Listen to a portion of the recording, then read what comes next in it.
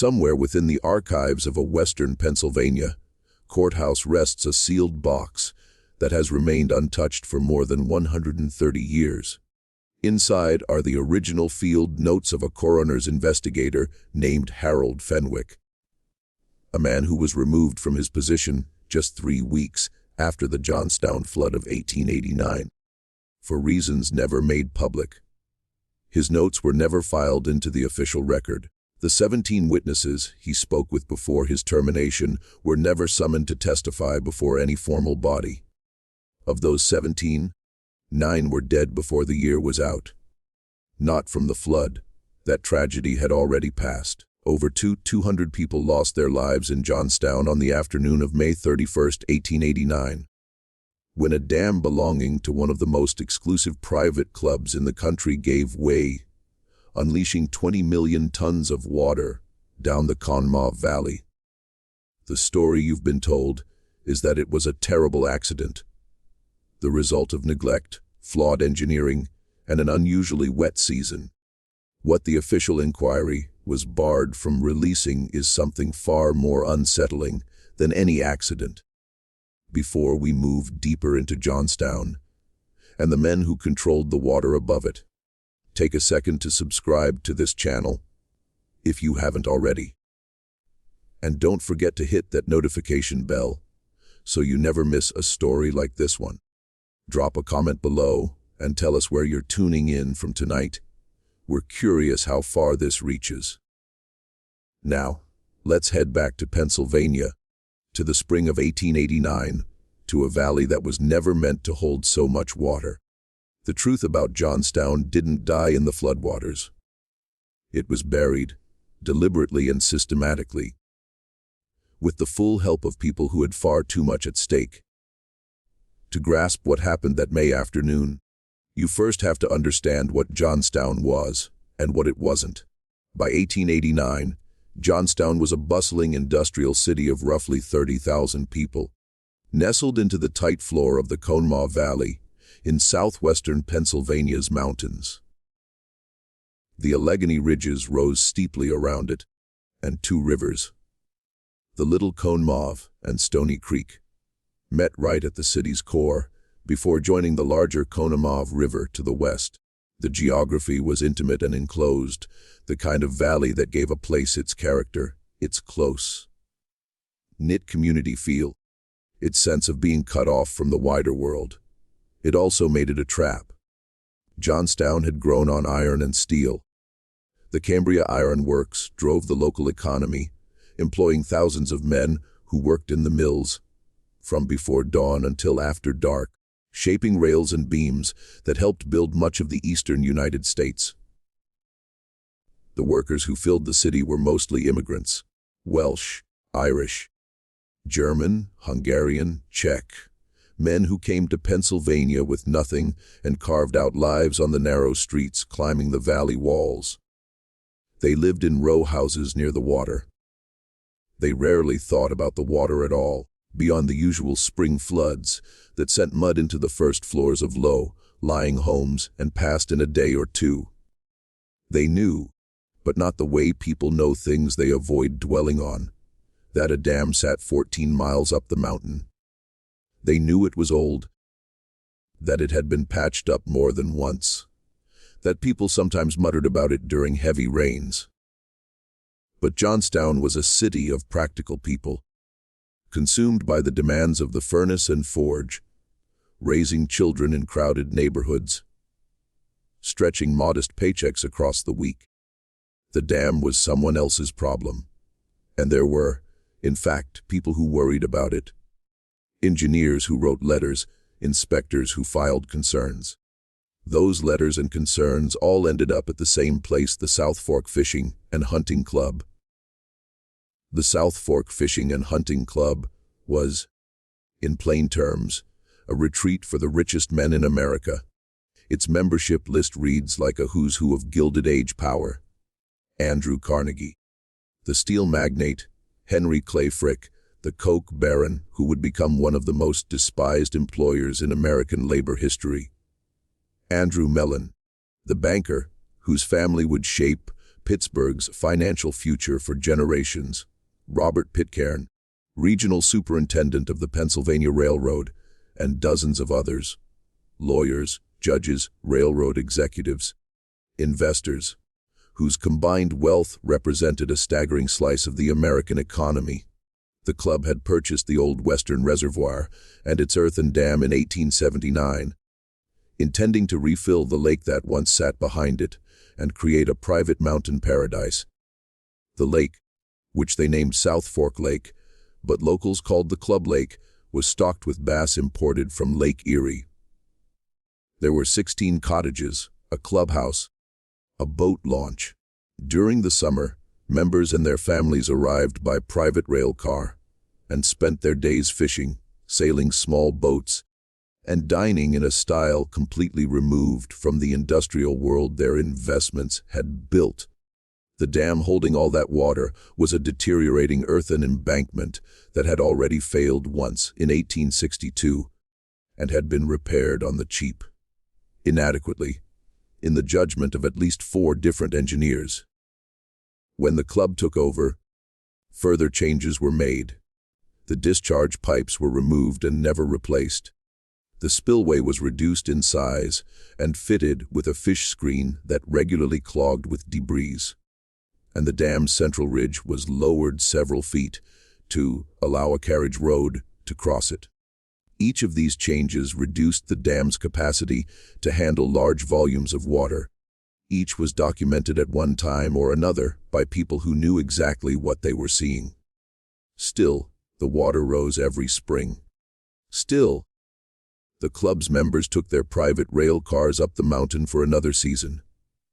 Among the year-round staff who worked the property, caretakers, groundsmen, men who maintained the cottages through winter, was Patrick Rafferty, the head groundskeeper.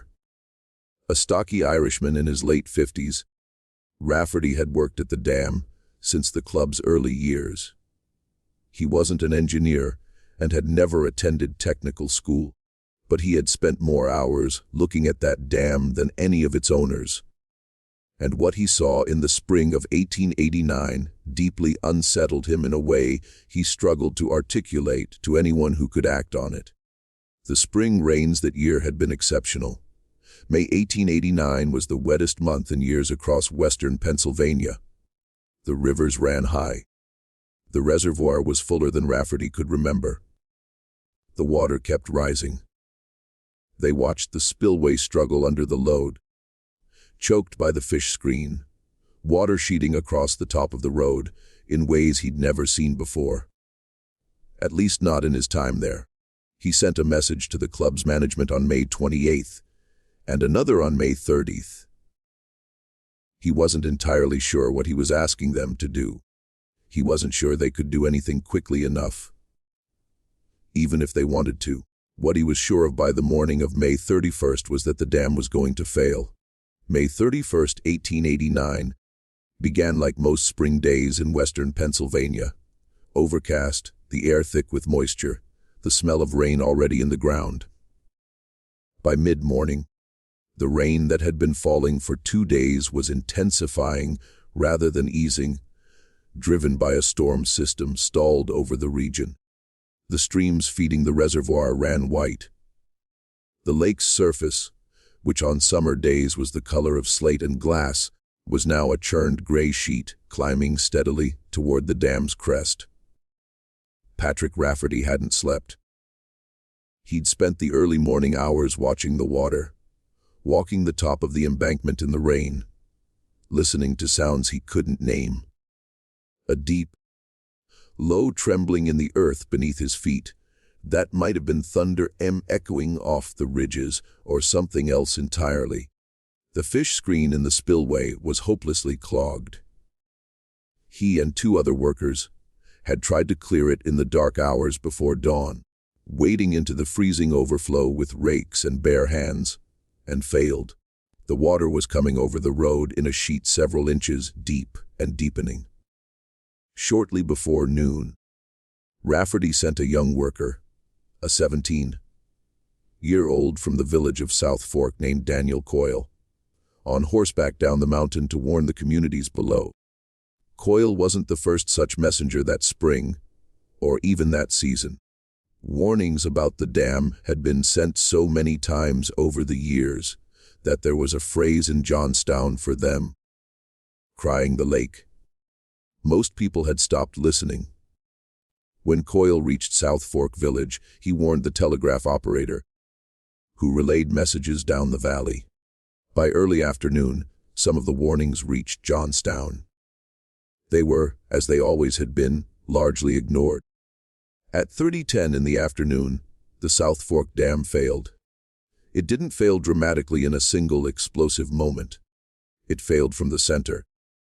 The way old earthen dams do, the water finding a soft path through the embankment, widening it, the core softening, and then simply giving way. Within 45 minutes, the entire dam was swept aside, and the lake, roughly 2 miles long, a mile wide, and in places 60 feet deep, was moving as a single mass down the Conemaugh Valley. The wave struck Johnstown at approximately 4:07 in the afternoon. It arrived not with the sound of water, but with the sound of the mountain. Survivors described a roar that seemed to come from everywhere at once, from the ground and the air simultaneously, a sound unlike anything they had ever heard. Not thunder, not a train, but something older and more absolute. Those close enough to see it before it struck described a wall of brown and black debris, entire houses, locomotives, freight cars, trees, animals, the compressed material of 14 miles of a populated valley, moving at speeds survivors estimated at 30 to 40 mph. The wave struck, destroyed, and moved on in minutes. When it was over, Johnstown was gone. 209 people died. Many were never found. Many who were found were identified only by fragments of clothing or jewelry. The loss was so immense that it overwhelmed any organized response for days. And in that interval, in the smoking, debris-choked ruin of what had been a city, the survivors began to emerge from wherever they had sheltered and to make sense of what had been done to them. The relief efforts that arrived in the days after the disaster were genuine and substantial. The American Red Cross, in only its second major operation, arrived under Clara Barton, who stayed in Johnstown for 5 months.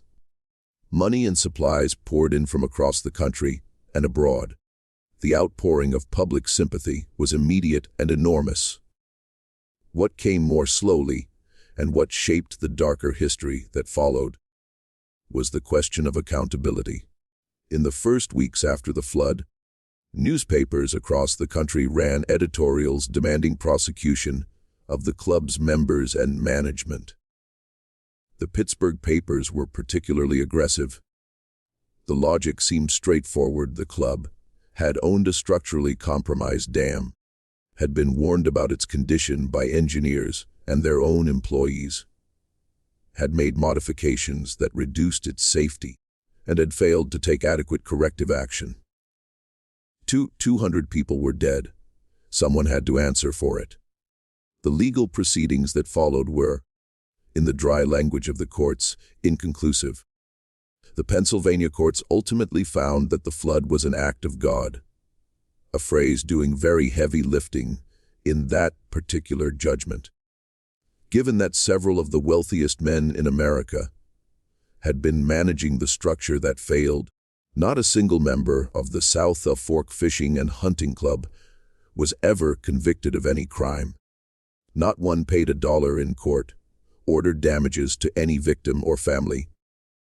When the club quietly dissolved in the years after the disaster, its members dispersed back to their mansions in Pittsburgh and their counting houses in New York, largely untroubled. What they left behind in Johnstown was not merely a ruined city. They left a community that understood, with a clarity requiring no legal verdict, exactly what had happened and who was responsible. That understanding settled into the bones of the place, passed from parents to children, shaping the particular quality of mistrust that visitors to Johnstown sometimes noticed in the decades that followed. a reflexive skepticism toward institutions, toward the official version of events, toward the men in Pittsburgh who spoke of the disaster in the past tense long before the people of the valley were finished grieving.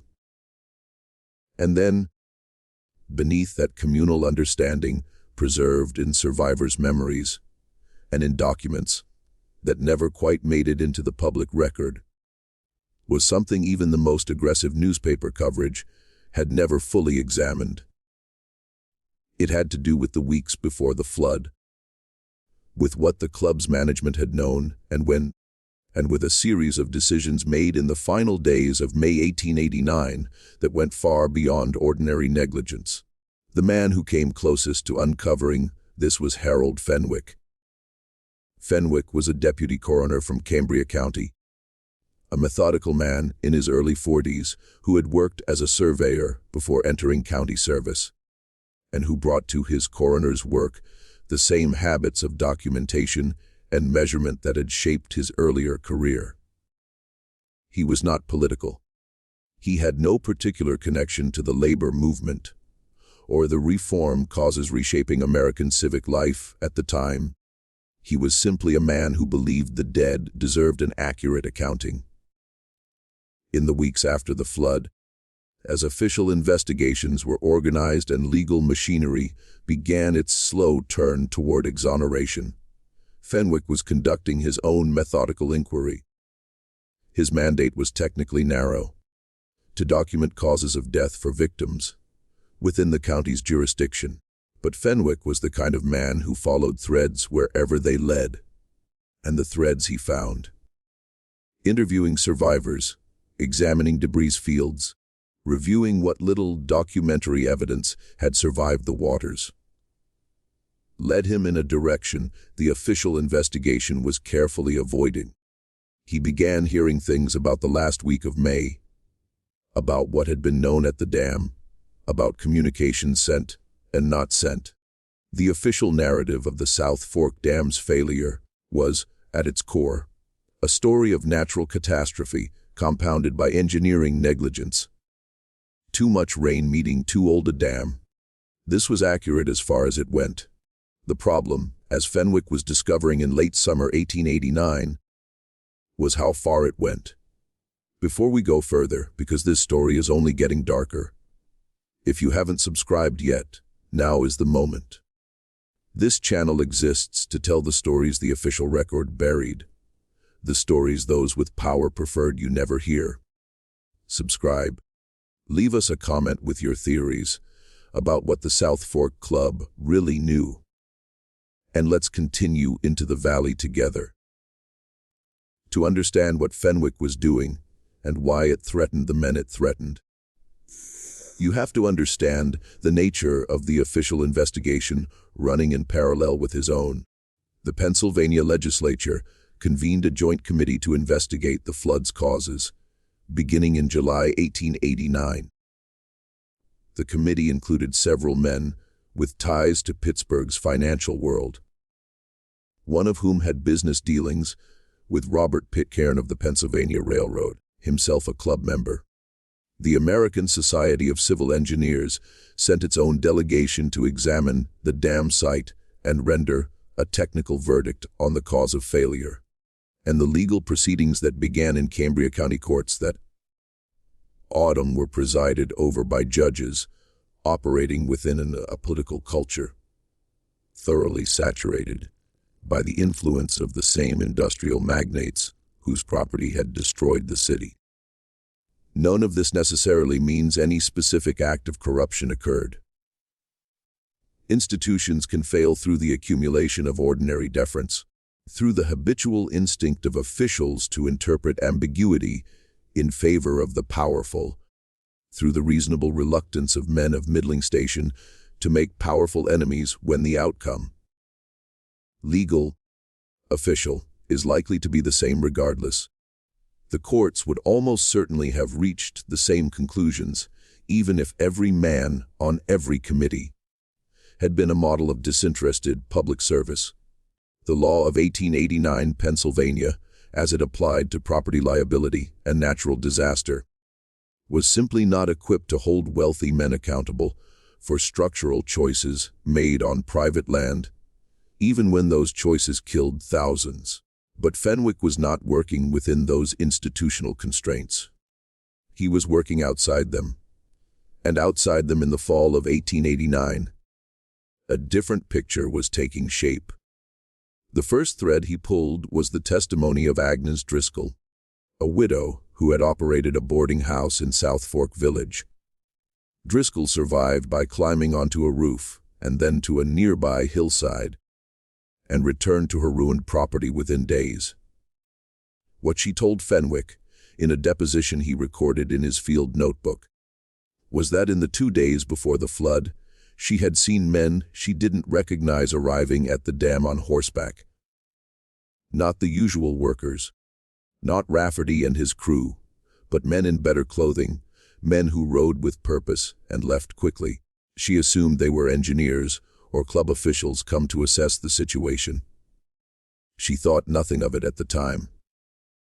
Fenwick noted this and moved on. But over the following 2 weeks, he heard variations of the same account from 3 other South Fork area residents.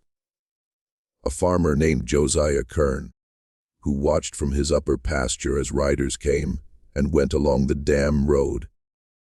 A young woman who worked in the club's kitchen and had been dismissed from her position in early May, and a retired telegraph operator named Samuel Pitts, who had relayed Coyle's warning down the valley, but also told Fenwick, with some hesitation, that he had transmitted other messages in those final days.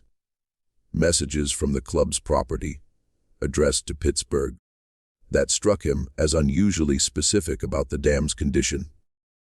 Pitts couldn't recall the exact language.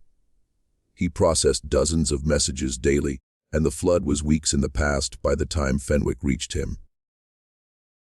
But he was clear on one thing. Those messages were not routine operational communications. They were urgent, addressed to men whose names Pitts recognized from the newspapers. Men who appeared on the South Fork Fishing and Hunting Club's membership lists. Fenwick asked Pitts directly if he retained copies of the messages he transmitted. Telegraph operators weren't required to keep copies of private messages in the ordinary course of their work. But some did, out of professional habit or personal caution. Pitts told him he had retained nothing.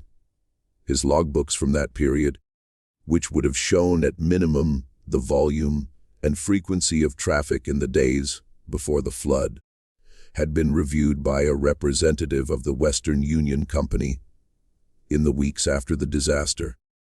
The review was framed as part of routine damage assessment. Pitts's logbooks were taken for examination and never returned. Fenwick noted this without comment in his field notebook, but in private correspondence with his brother. In law, he was more explicit. The telegraph records, he wrote in September 1889, appear to have been made unavailable. At the same time, they would have become most relevant. This was one of the moments in Fenwick's investigation where individual threads, each explainable on its own, began to form something that felt less like coincidence and more like architecture. He pressed further in other directions. He located a carpenter named Thomas Geary, who had done repair work on the club's cottages in April and mentioned, in an offhand way, that 2 of the cottages had been cleared of valuables in the 3rd week of May. Furniture moved to storage, decorative items packed and removed, which Geary assumed was an early seasonal closing. Fenwick noted this was 3 weeks earlier than the club's usual end of season date. He found a stable hand named Carol, first name not preserved in any surviving record, who had worked for one of the club's permanent staff, and told him that in the week before the flood, several horses that usually wintered at the club's stable had been moved down to South Fork Village, ostensibly for shoeing. The stable hand thought it unusual because the horses had just been shod 2 weeks prior. He located a woman named Nora Sweeney, employed as a laundress at the club, who had been abruptly dismissed in mid-May, 2 weeks before the flood, with 1 month's wages in lieu of notice. An unusual arrangement she assumed reflected dissatisfaction with her work, though she couldn't identify anything she'd done to merit it. She was one of 3 domestic workers let go that same week. When Fenwick attempted to find the other 2, he discovered one had returned to County Cork, Ireland, and the other had moved to an Altoona boarding house with no forwarding information. He also, in the course of his work, found something he hadn't been looking for: the personal journal of a 12-year-old girl named Clara Nunnally, who survived the flood by clinging to a floating section of roof and had been staying with relatives in South Fork Village at the time of the disaster. Clara's journal, which her mother entrusted to Fenwick after he interviewed the family, contained an entry dated May 29th, 2 days before the flood, describing, in a child's direct and unanalytical language, watching a group of men in good clothing arrive at the lake's edge in a wagon, stand looking at the water for a long time, and leave quickly without speaking to anyone she could see. They looked worried. Clara wrote, "One of them kept taking his hat off and putting it back on. They left before I could see their faces." None of this was conclusive. Each detail could be explained. Cottages got cleaned at odd times. Horses moved for any number of reasons. Domestic workers let go for all manner of reasons. Telegraph logbooks got lost.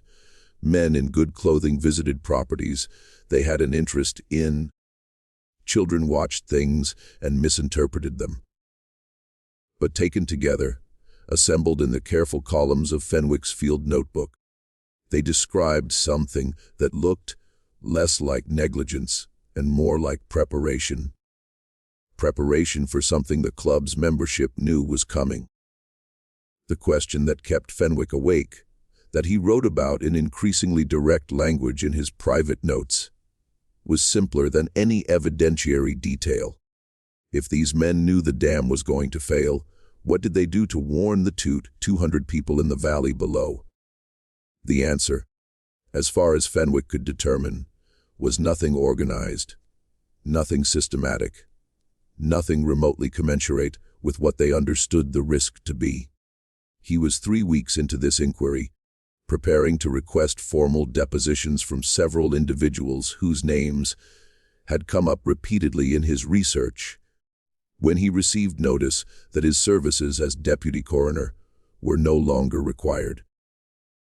The notice was bureaucratic in language. Fenwick's position described as redundant. Following a reorganization of the county coroner's office, he was thanked for his service. No formal explanation was given.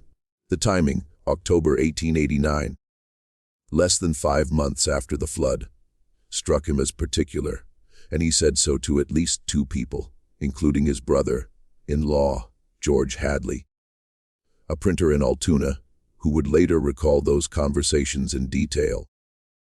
The county coroner who oversaw the reorganization that eliminated Fenwick's position was Bernard Cross, appointed in 1887 and holding the position through the mid-1890s. Cross was a Republican Party loyalist, with strong ties to the Cambria County political machine, which had close relationships with the Pennsylvania Railroad, the same railroad whose regional superintendent was a South Fork Club member. This isn't to say Cross acted at anyone's direction, or that any conversation about Fenwick ever passed between men of influence and the coroner's office. The documentary record doesn't support that claim. But it's to note that in 1889 Pennsylvania, political and economic power moved in patterns that didn't require explicit instruction. Men who understood the landscape understood what was wanted from them and delivered it, receiving their considerations in the ordinary course of business. Fenwick didn't immediately surrender his investigation. For several weeks after his dismissal, He continued working on his own, interviewing people at his own expense, organizing his notes, trying to find a newspaper or political official interested in what he'd assembled. This is when the situation began to take its more troubling shape. The first person to rebuff him was an editor at the Pittsburgh Commercial Gazette, Eldon Harp, who listened to Fenwick's account, reviewed several pages of his notes, and told him the paper was not in a position to pursue this line of inquiry at the present time. Harp wasn't rude. Fenwick noted in a letter to his brother-in-law that he was genuinely apologetic, suggesting the refusal wasn't his preference. He looked at the pages for a long time, Fenwick wrote, and then he looked at me for a long time. And when he spoke, it was in the tone of a man explaining why he cannot swim across a river. Not in the tone of a man who has decided he does not wish to. The Pittsburgh newspapers in 1889 existed in a particular relationship with the men whose names appeared on the South Fork Club's roster. Carnegie, Frick, Mellon, Pitcairn. They weren't merely subjects of coverage. They were, in various ways, the economic substrate on which the entire Pittsburgh press depended. Their advertising money, their political connections, their relationships with the paper's owners. These were not abstract considerations. They were the daily reality of publishing in a city those men largely owned. An editor who ran an aggressive investigation into the club's foreknowledge wasn't simply challenging powerful men on a single story. He was threatening his publication's access, revenue, and potentially its relationship with political figures whose cooperation made journalism in Pittsburgh possible at all. This was a calculation any sufficiently experienced editor in the city could make in seconds. Without any explicit communication, Fenwick tried 2 other papers and received similar responses: polite, regretful, but immovable. At one, a junior reporter spoke to him briefly after his meeting with the editor in the corridor outside, and told him in a low voice that the paper had been approached in the weeks after the flood by a representative of one of the club's larger membership investors, and asked, not demanded, politely in the manner of a request between parties who both understand the circumstances, to ensure its coverage focused on relief and recovery rather than on questions of legal accountability. The junior reporter didn't know the representative's name. He hadn't been in the meeting, but told Fenwick what he'd heard around the office. Fenwick then attempted to bring his notes to a state assemblyman from the Johnstown district, Robert Cassidy, who had been among the most vocal early voices calling for accountability. Cassidy had given speeches on the assembly floor, demanding criminal prosecution of the club's members, and had been quoted in papers across the country. He met with Fenwick twice in October 1889. After the second meeting, he stopped responding to correspondence. When Fenwick called at his Harrisburg office in November, he was told the assemblyman was unavailable.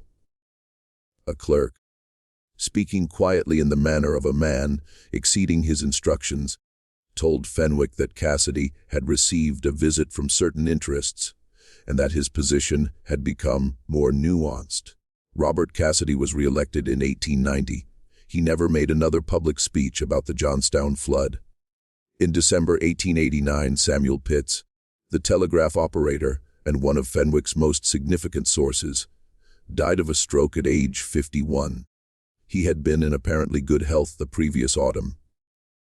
The farmer Josiah Kern had moved by year's end, his farm sold, his whereabouts unknown to those who had known him in the South Fork area. Agnes Driscoll, the boarding house operator, had left Johnstown for relatives in Ohio. The laundress Nora Sweeney had already returned to Ireland. Her brother-in-law's letter to her Johnstown address returned unopened. Fenwick was not a man given to melodrama.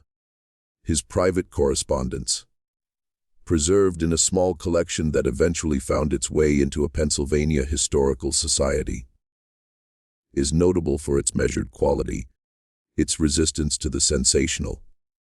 Trained as a surveyor, a man who dealt in measurements, fixed points, careful establishment of where things were relative to one another, he brought that temperament to his grief and frustration. The result is correspondence affecting even now for its restraint. But in a letter dated January 1890, writing to his brother-in-law in Altoona, he expressed something that reads differently from the careful documentation of his field notes. "I do not know," he wrote, "if I am being made to feel foolish by coincidence alone, or if coincidence has had some assistance. What I am certain of is that the men who own that dam have a great deal of money and a great many friends. All men that I have neither, and that this is not a situation in which those facts can be ignored for long. I think of the 17 people I spoke with in the autumn, and I count the ones I can no longer reach. And I keep arriving at the same number, and I do not know what to make of it. I do not know that there is anything sinister in it. I know only that I keep arriving at that number." By the spring of 1890, Harold Fenwick had gone quiet. He returned to survey work. He moved his family to a house in the southern part of Cambria County, away from Johnstown. His field notes from the flood investigation, the 17 depositions, observation logs, columns of compiled testimony, disappeared from the public record. His brother-in-law later said he had given them to Fenwick for safekeeping, but that Fenwick eventually said they were lost in a move. There is one other piece to this. In March 1890, a fire destroyed a portion of the South Fork Village building that had housed the telegraph office, a building that also contained, in a back room used for storage, boxes of old equipment and office materials from previous year's operations. The fire was attributed to a stove left burning. No one was injured. The building was rebuilt within the year. Among the materials destroyed, according to a brief note in a local newspaper's coverage, were various papers and records of the telegraph station. What exactly Harold Fenwick knew, and what had been done to prevent that knowledge from reaching the public, is a question the surviving documents can only suggest. Never answer completely, but the shape of what he found, reconstructed from his private correspondence, his brother-in-law's recollections, and fragments of testimony that have surfaced in historical collections over the decades, points toward a conclusion the courts of Pennsylvania never reached and no official investigation ever examined. And that conclusion begins with a set of decisions made in the final days of May 1889 at a private club on a mountain by men who understood exactly what they were holding above a valley full of people. If this story is already giving you chills, share this video with someone who loves dark American history. Hit that like button to help us keep telling these stories, and subscribe so you don't miss what happens next in Johnstown. Because what the investigation was forbidden to publish goes deeper than any of us expected. The South Fork Fishing and Hunting Club held its last full meeting of the spring season on May 26, 1889, a matter of established historical record. Several members' diaries confirm it, and the club's limited surviving documentation references it. What has received less examination is what was discussed at that meeting, and what decisions were made in its aftermath. To reconstruct this requires moving carefully between documented facts and the testimony Fenwick collected. Testimony never formalized, never entered into any legal proceeding, and thus to be treated with appropriate care. But the pieces, arranged in sequence, form a coherent and deeply disturbing picture. By May 26th, the lake behind the South Fork Dam was at its highest recorded level. The rainfall that month had been extraordinary, roughly 6 inches in the first 3 weeks of May alone, with more coming. The club's management, including its president and several more technically minded members, had received assessments of the dam's condition from at least 2 people with engineering backgrounds. And those assessments were not encouraging. To understand their weight, you have to understand what the club's modifications had done to the dam's safety margins. When the Commonwealth of Pennsylvania built the original dam in the 1840s as part of a state canal system, it included a system of iron discharge pipes through the embankment's base, serving a critical function, allowing the reservoir's water level to be controlled, raised and lowered as needed, rather than relying entirely on the spillway to handle excess water. If those pipes were open during heavy rainfall, the lake's level could be kept below dangerous thresholds regardless of the weather. When the club acquired the property in 1879 and set about refilling the lake for recreational use, the discharge pipes were in poor condition. Repairing or replacing them would have been costly, requiring engineering work the club's management preferred to defer. The pipes were removed. The openings in the embankment were filled. No replacement discharge system was ever installed. This single decision, made years before the flood for reasons of economy and convenience, meant that by May 1889, the only way to reduce the lake's water level was through the spillway. And the spillway, as Rafferty and his crew knew better than anyone, was not equal to the task the weather now presented. There was a second modification bearing on the disaster. The spillway's width had been reduced during the club's reconstruction, and a wooden fish screen installed across it to prevent the bass imported from Lake Erie from escaping into downstream rivers. This screen, in the conditions of May 1889, was a catastrophic liability. The surging water carried enormous volumes of debris, leaves, branches, vegetation, that lodged against it and clogged it repeatedly. Rafferty and his men cleared it multiple times in the days before the failure. Each time, it clogged again within hours. In the final night before the dam gave way, the screen was so thoroughly blocked that almost no water passed through the spillway at all, even as the lake continued to rise.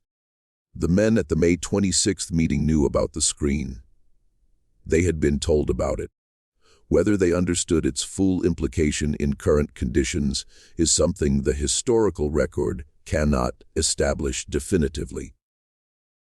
But the engineering men among them, and there were engineering men, understood enough about hydraulics and earthen embankments to draw relevant conclusions.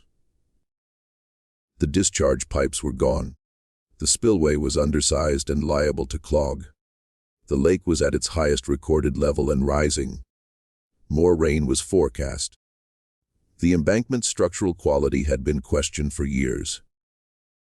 What those facts added up to, for anyone willing to do the arithmetic, was a situation with a very limited range of outcomes. What the men at the meeting knew. This is the question Fenwick was driving toward, and that official investigations conspicuously avoided, determined everything that followed. Not whether the dam failed, which was ultimately an engineering and meteorological matter, but whether the people downstream had any warning proportionate to the risk those men understood existed. Fenwick's notes, as reconstructed from his surviving correspondence, indicated he had obtained testimony suggesting the May 26th meeting included a direct discussion of the dam's safety. A discussion in which at least one member, with engineering knowledge, stated plainly that the dam could not hold undercurrent and projected conditions. This was not unanimous. Other voices argued it had held before in difficult conditions and would hold again. There was discussion of dispatching workers for emergency repairs on the spillway, clearing the fish screen, reinforcing the road across the embankment's crown. There was discussion of what could be done. The carpenter Thomas Gary, whose testimony about the cottage valuables Fenwick had recorded, also mentioned something else, something he had considered unrelated at the time, mentioned only as an afterthought. He had been summoned to the club property on the afternoon of May 26th to make minor repairs to a window frame in the main clubhouse. While waiting in the hallway for an attendant to bring necessary materials, he heard through the closed door of what he understood to be a meeting room the voices of several men in a heated discussion. He couldn't make out most of it, but he heard clearly the words, "If it goes entire, and that is God's doing, not ours." He didn't know who said it or the full context. He hadn't thought of it again until Fenwick asked him, with the careful patience of a trained investigator, to describe everything he had seen and heard on his visits to the club property in the weeks before the flood. He recounted it without apparent understanding of its significance. Fenwick, in his field notebook, underlined it twice. The decision that emerged from that meeting, or rather, the absence of a decision, is what Fenwick found most damning. No organized warning was sent to the communities below. No request was made to county or state authorities to evacuate the valley. No systematic effort was made to alert Johnstown or the other towns in the Connemara watershed that the people who owned the reservoir had reason to believe it represented an imminent mortal threat. The one action taken, sending workers to clear the spillway screen and attempt to stabilize the road, was taken too late and was, as Rafferty's own desperate assessment indicated, insufficient for the scale of the problem. It was the action of men who hoped, against the math, that the situation might still resolve itself without catastrophe. Instead, a small number of private arrangements were made. Valuables from the cottages, as Geary noted, horses moved, as Carroll observed, telegrams sent to individual members in Pittsburgh, apparently notifying them of the situation in language that permitted, if one chose to read it that way, an interpretation of normal seasonal concern rather than imminent catastrophe. The quiet, efficient management of the club's own exposure to the consequences of a failure its leadership had reason to believe was coming. Or, there is a phrase in the literature of disaster and institutional failure, normalization of deviance, that was not available to Harold Fenwick in 1889 because it wouldn't be coined for another century. It describes the process by which organizations, over time, come to treat dangerous conditions as normal simply because those conditions have not yet produced their worst consequences. Every season the South Fork Dam held, despite its compromised spillway, missing discharge pipes, and reduced embankment crown, was a season that made the next season's decision to do nothing slightly easier. The men who'd owned the club had been making these decisions for a decade. The dam had held for a decade. It was possible, genuinely, humanly possible, for men of education to look at those 10 years and draw from them conclusions that were catastrophically wrong. But, better the rain, does not sound like the words of a man whose assessment of the risk had been normalized into comfortable blindness. It sounds like the words of a man who sees the risk clearly, who has calculated the alternatives, and chosen the one that costs him least. Better the rain. Better 200 dead than a managed failure that proved foreknowledge. This is what the investigation was forbidden to publish, not a supernatural conspiracy, not a secret society or coded scheme, but something more ordinary and therefore more terrible. The logic of men who had too much to lose, who understood the situation clearly, chose the option that best protected their position, and were then protected by law and money and the careful management of public memory from any accounting for that choice. The legal proceedings that followed have already been described. The court's finding for God, and against the survivors, the members dispersing to comfortable lives, charitable donations closing the moral account without opening the legal one. But there is one more element of the aftermath the official narrative has never fully examined. In the years following the disaster, the South Fork Valley above what had been the dam site was quietly purchased. The land changed hands several times through intermediary buyers until it was held by a timber company with no obvious connection to any of the club's former members. The timber company logged the area thoroughly in the 1890s, removing most of the standing trees, and with them, most of the physical evidence of the dam's original construction and modification.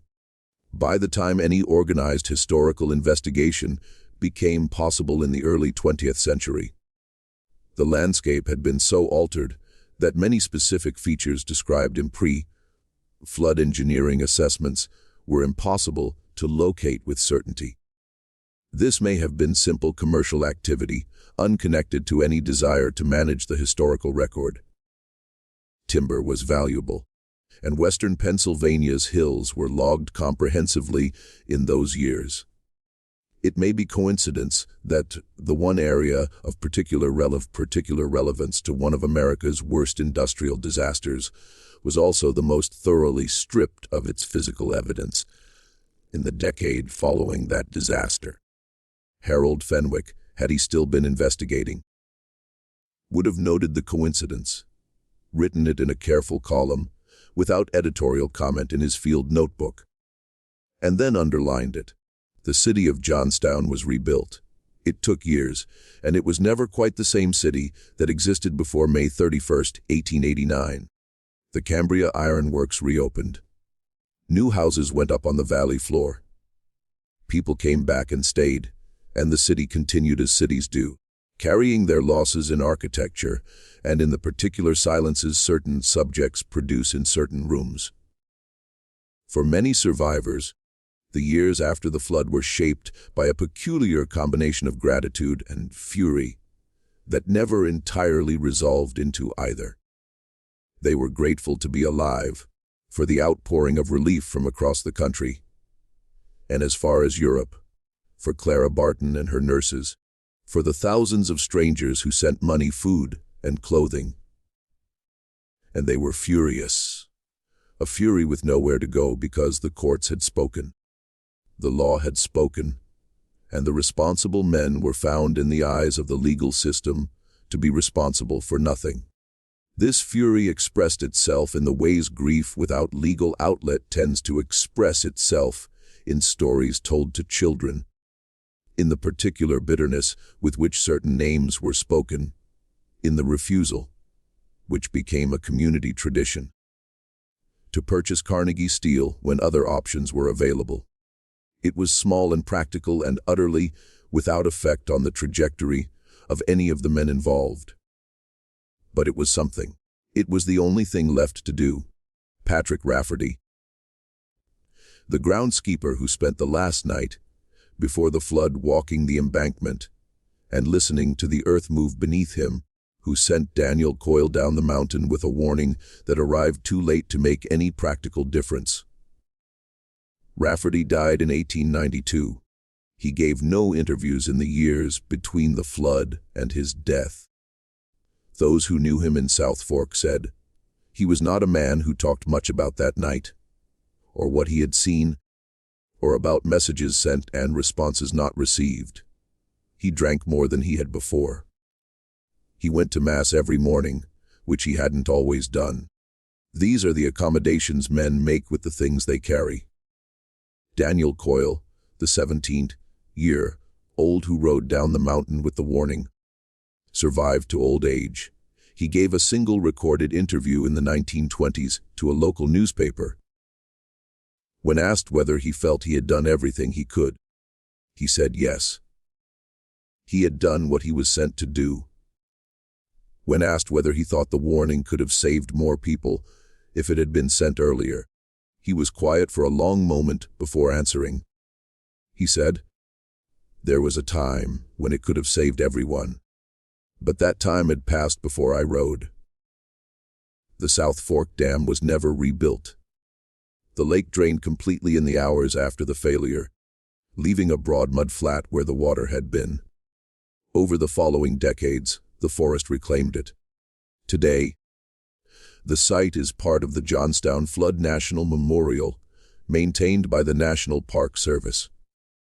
You can walk the outline of where the dam stood. You can see the ghost of the lake bed in the vegetation patterns of the valley floor. There are markers, interpretive signs, a visitor's center telling the story of the disaster with the careful, measured language of official commemoration. It is a quiet place, the kind that does not announce what happened there. And the memorial does not include a marker for Harold Fenwick. Harold Fenwick's sealed box, if it exists, has not surfaced in any archive historians have publicly documented. It may be exactly what the oral tradition suggests, a box of notes from an investigation shut down before it could reach any conclusion. It may contain evidence that would, even now, after a century and a third, clarify the degree of foreknowledge in the final days of May. It may contain nothing more than the documentary detritus of an inquiry that ran out of time and authority before assembling its case. Or it may simply be a story, the kind communities tell themselves about their wounds, to give shape and agency to catastrophe, to replace the unbearable arbitrariness of disaster with the more bearable, yet more enraging, narrative of human choice and human betrayal. But here is what is not a story. The South Fork Dam was structurally compromised, and the men who owned it knew it. Engineering opinions to this effect were delivered and documented. The modifications made to the dam after the club acquired it reduced its safety margins in ways experts warned about at the time. In the final days before the failure, the club staff on site clearly understood that catastrophic failure was likely. Communications sent in those days clearly reached club leadership in Pittsburgh. And yet, no organized warning, nothing proportionate to the scale of the risk, was sent to the people in the valley below. Whether this represents criminal negligence, conscious decision-making, or a more complicated mixture of denial and self-interest, the particular moral failure of people who have spent their lives insulated from consequences. That question was never formally adjudicated, and now never will be. What was adjudicated in the slow court of public memory is something different. The names of the South Fork Fishing and Hunting Club's members remained associated with the flood for the rest of their lives. Carnegie's philanthropies, libraries, concert halls, endowments, were sometimes received with gratitude, sometimes with coolness that had to do with what people remembered. Carnegie himself acknowledged the flood only obliquely in his autobiography, written near the end of his life. He did not describe the May 26th meeting. He did not discuss the engineering assessments his club had received. He wrote of the disaster as something that had happened, that had been terrible, that the community had eventually recovered from. He moved on quickly to other subjects. Frick, confrontational by nature and making no apologies for anything, survived being shot by an anarchist in 1892 and died in 1919. Having spent the intervening decades accumulating one of the great art collections in American history, now housed in the New York Museum bearing his name. The Frick collection is one of the finest small museums in the world. His connection to Johnstown is not among the first things visitors are told. Mellon rose to become Secretary of the Treasury under 3 presidents. Pitcairn retired in comfort. Not one of them ever publicly addressed what had been decided, or not decided. At that last May meeting of 1889, the 17 witnesses Harold Fenwick interviewed in the autumn of that year scattered and diminished in the ways people do. Some died as people die. Some moved as people move. The specific cluster of departures and deaths in the months following Fenwick's dismissal may be coincidence, as such things usually are, or it may be something the surviving documents suggest but can never prove. What the Johnstown flood asks us to consider, what it has always asked beneath the official story of rainfall, earthen embankments, and inadequate spillways, is what we are willing to examine about the relationship between private wealth and public safety, between the men who hold the water and the people who live below it. That relationship did not end in 1889. It has continued in different forms, at different dams, in different valleys, in every era since. The particular men of the South Fork Club are long dead. The particular lake they held is gone. But the structure of the decision, the logic of better the rain, the preference for catastrophe over accountability, is not a historical curiosity. It is a recurring feature of how concentrated power behaves when its interests and the public interest come apart. 209 people drowned in Johnstown on the afternoon of May 31, 1889. Their names are preserved in memorial records. Their faces appear in photographs that survived. Working faces, ordinary faces. Faces of people who had been told by their circumstances not to worry about the water above them. Harold Fenwick wanted to tell their surviving children and grandchildren what had really happened. He did not succeed. Whether he was stopped by the specific actions of powerful men or by the more diffuse weight of a system in which powerful men rarely needed to act directly to achieve the outcomes they preferred, we cannot now say with certainty. What we can say is that he tried, that he spent the autumn of 1889 in the ruins of a city, interviewing people who had lost everything, assembling a record no court ever received and no newspaper ever published. And that somewhere in western Pennsylvania, in an archive or a courthouse or the back room of a building that has changed hands several times, the possibility exists that his field notebook is still there, waiting in a sealed box in the dark, holding whatever it is the investigation was forbidden to publish. This mystery shows us something history has demonstrated again and again, that the distance between negligence and decision can be very small, and that the men with the power to reveal that distance are often the same men with the greatest interest in obscuring it. The sealed box, if it exists, is not merely a historical curiosity. It is a reminder that official records are assembled by people with interests, and that what a community remembers and what the record preserves are not always the same thing. What do you think of this story? Do you believe Harold Fenwick found what it sounds like he found? Do you think the better the rain account is credible, or is it the kind of thing communities invent around their worst injuries? Do you think the sealed box exists? And if opened today, what do you think it would contain? Leave your comment below. We read every one. Your theories matter to how we tell these stories. If you found this compelling, and if you think more people should know what the official history of Johnstown left out, subscribe. Hit the notification bell. Share this video with someone who loves dark American history. The stories we tell here are the ones that didn't make the final cut of the official record. The ones that got sealed in boxes, reassigned, lost in moves, burned in fires no one quite explained. They deserve to be heard. We'll see you in the next one.